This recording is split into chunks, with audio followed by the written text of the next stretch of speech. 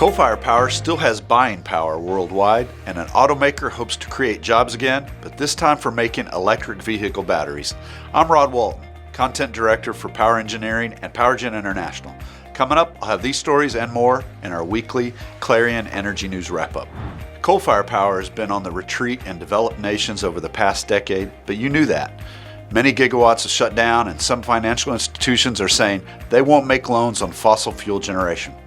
The numbers don't lie though, and recent reports have shown that many banks and lenders are still very willing to fund coal power projects, mainly in developing nations. A statement by environmental advocates, BankTrack and others indicates that worldwide investment in coal-fired power added up to almost $750 billion since early 2017.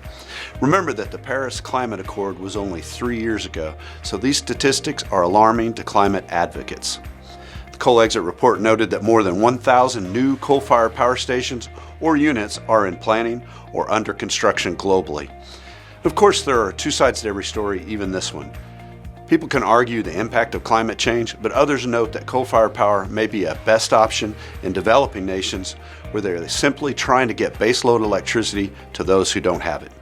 And I'll leave it at that. How about something we can all agree on? Mutual aid is good. In New York, regulators and utilities are updating their mutual assistance protocols in advance of the winter storm season. With storms becoming more severe and frequent, New York Power Authority and other utilities say it's critical that these utilities and regulators are unified and prepared to help recovery go faster. The updated protocol builds on earlier work and provides New York power utilities with an expanded pool of resources from municipal partners across the country. For indeed, New York has benefited from these traveling bands of line workers during Superstorm Sandy, while also giving their own services in other states and other disasters. It's a true brotherhood and sisterhood of utilities. Always impressive and always appreciated.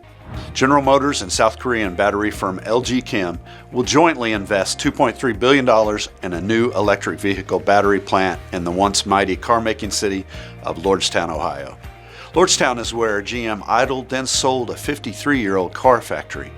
Joint venture partners plan to hire more than 1,000 workers, about the same number laid off when the Lordstown assembly plant was shut down. GM said that the new plant will lower battery costs as the automaker prepares to launch a global family of electric cars, SUVs, and pickups in the next couple of years. The factory will make battery cells for GM's next generation electric vehicles, including the truck that it plans to build in Detroit starting in 2021. The Puerto Rico Electric Power Authority has received 3 massive and mobile gas turbine sets, which can provide emergency on-site power to critical facilities on the island. PW Power Systems made the 30-megawatt mobile pack units to be installed at the Palo Seco power plant. They are available for emergency operations and can run on liquid fuel or natural gas.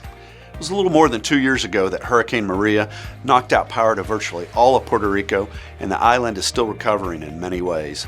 PW Power Systems' 3 units can meet electricity demand for nearby hospitals and the major airport. And that's a wrap for our latest Clarion Energy News. Remember that Distributech, the nation's biggest annual transmission and distribution event, will be January 28th through 30th in San Antonio. Hope to see you there.